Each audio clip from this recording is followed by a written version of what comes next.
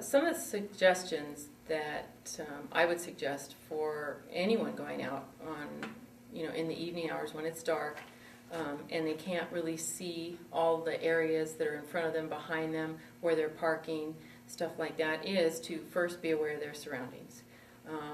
Be aware of when they're driving to the location, maybe who's following them or what's in the area that they're going to. Is it well lit? Is it an actual parking spot, not just a makeshift one because I want to park close to the door? They don't leave anything in their vehicles. Make sure that there's nobody around when they get out. Or there's just club people, walking, and they could walk with the group in. But nobody that's lurking around that makes them feel uncomfortable before they get out of the car. And then don't leave anything in the car, like their purses. That's a classic. They'll leave their purse in the car because they don't want to take it in. But it's visible, it's right on the seat, and so their car will get broken into when they're inside. Those are a couple of things. And I think it's smart that when you go out, whether you're clubbing, partying, whatever you do, go with a friend, use a buddy system to stay safe. Two people are safer than one.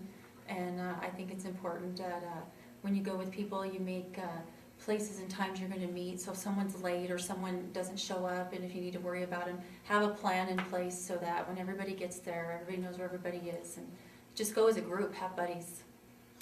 One of the classic things that I've seen all over the country in some of the cases of missing girls, and out of country, the one in Aruba I'm thinking of, is that the girl left her friends and went with some strangers somewhere.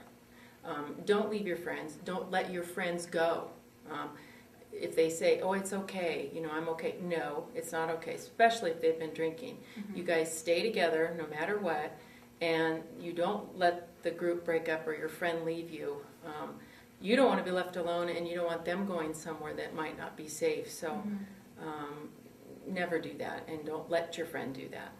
I think that when these things come together, people plan them. They should have a plan with their friends to say, you know what, because when alcohol gets involved in these things, sometimes people get a little bit lax, and they're having fun, and they just meet somebody and think that, oh, we're just fun, he's cool, and this, and they think they know a lot because the alcohol, kind of keeps you from doing what you might normally do.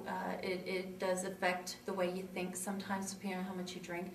Make a pact with your friends that, hey, no matter what, that if I meet somebody and I say, it's okay, don't wait up for me, that you don't separate no matter what, and you make a pact with your friends. And if this person that you're meeting is fun and wants to see you again or anything like that, you can exchange phone numbers and meet on another day when everyone's sober. Make sure when you go somewhere you know where you are, that you're locking your doors, and even when you're going to your car, have your key ready to open the door before you get in. And when you're walking by, most people walk from the back of their car.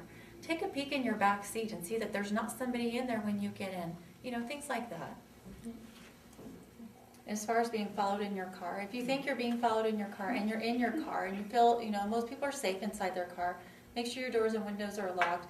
You could call attention to yourself. Beep your horn, honk your horn. Most people have cell phones.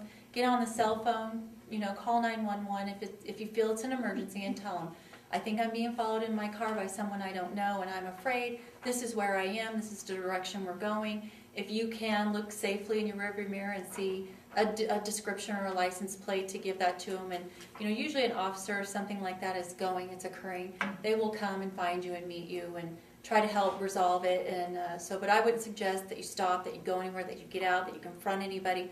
Just stay in a safe place in your car. And if anything, drive right directly to the police station. And then just lay on the horn. And somebody usually will hear that and come out, see what's going on.